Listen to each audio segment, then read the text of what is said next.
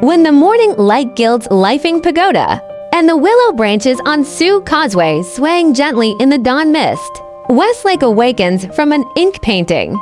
This lake west of Hangzhou, surrounded by mountains on three sides and adjacent to the city on one side, is like a sapphire polished by time, inlaid on the land of Jiangnan. By Ji built dikes, Su Dongpo managed water, the legend of the white snake. The dense cypresses in front of you face tomb. For more than 2,000 years, nature and humanity have interwoven into poems here, making every drop of lake water permeated with the fragrance of history. The beauty of Westlake is the perfect integration of nature's uncanny craftsmanship and human wisdom. Geologically, it is a lagoon formed after the ancient bay receded.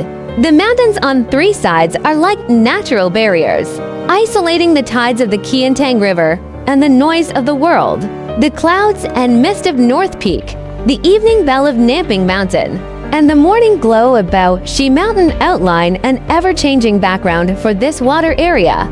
The most wonderful thing is the three sides of cloud-capped mountains, and one side of city of Westlake, standing on Huxon Pavilion and looking into the distance.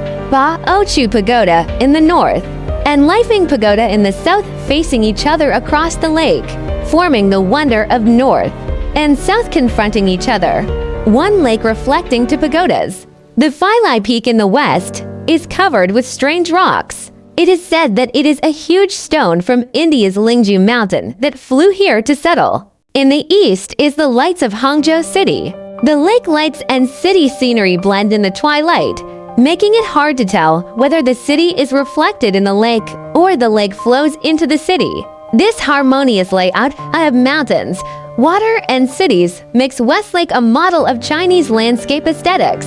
The dikes and bridges of Westlake are poems written by literati of past dynasties to mountains and rivers. In 822 AD, when Bai Juyi was the governor of Hangzhou, he built a dike to block water and dredge Westlake. Later generations called this dike Bai Causeway. In spring, peach blossoms and willows on Bai Causeway alternate, one willow and one peach. When the spring breeze blows, the green silk ribbons and pink clouds set off each other, confirming the poem I love the east of the lake most, and the white sand dikes in the shade of green poplars. In the 5th year of Yuanyu in the northern Song dynasty, Su Dongpo came to Hangzhou as the prefect for the second time. Seeing that Westlake was seriously silted up, he led the people to dig the lake and build a dike, using the silt to pile up a long dike running across the lake, which is now Sioux Causeway. 6 stone arch bridges span the causeway: Yangbo, Swollen, Wangshan, Yadi, Dongpu, and Kuing, each with an elegant name, every year-round Qingming festival.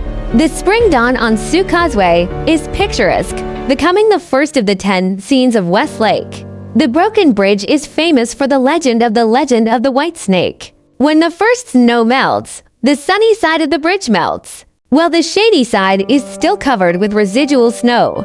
From a distance, the bridge body is indistinct, and the artistic conception of broken bridge with remaining snow comes into being. The water of Westlake flows with endless stories. Not far from the broken bridge in the Westlake scenic area, the legend of love between the white snake Bai Suzhen and Zhu Zian spreads under Lifing Pagoda. It is said that Bai Suzhen flooded Jinshan Temple to save Zhu Zian and was finally suppressed under Lifing Pagoda by Fahai. The oath when Lifing Pagoda falls and Westlake dries up makes this tower a symbol of faithful love. In the rebuilt Lifing Pagoda, wood carvings and murals vividly reproduce this story.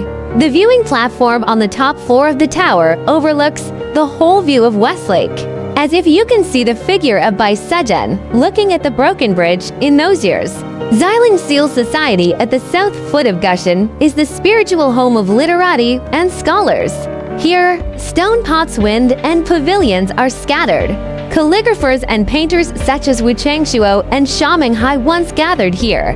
The golden and stone atmosphere of seals and the elegant charm of Westlake nourish each other. The pines and cypresses in front of Yuang Temple are evergreen all year round. And Yufei's spirit of loyalty to the country is integrated with the noble spirit of Westlake.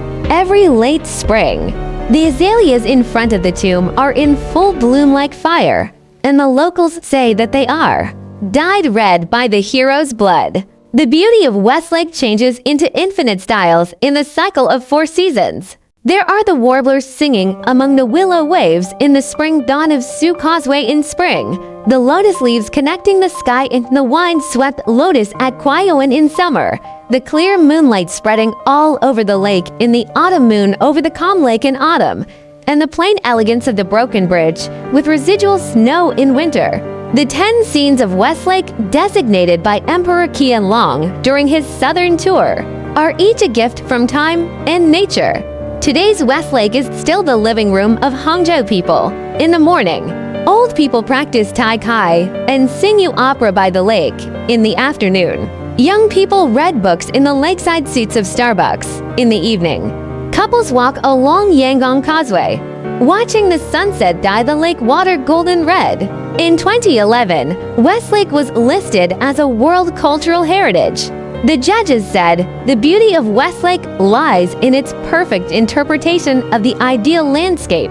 In the hearts of the Chinese people, when the evening comes and the lights are lit one after another, the lake's surface reflects the pavilions and towers on the banks, like the market in the sky falling into the water.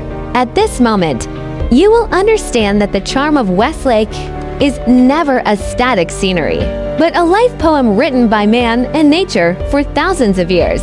It is in Baijui's poems, in Su Dongpo's Qi, in the legend of the White Snake, and more importantly, in the heart of everyone who has gazed at it, leaving a gentle ripple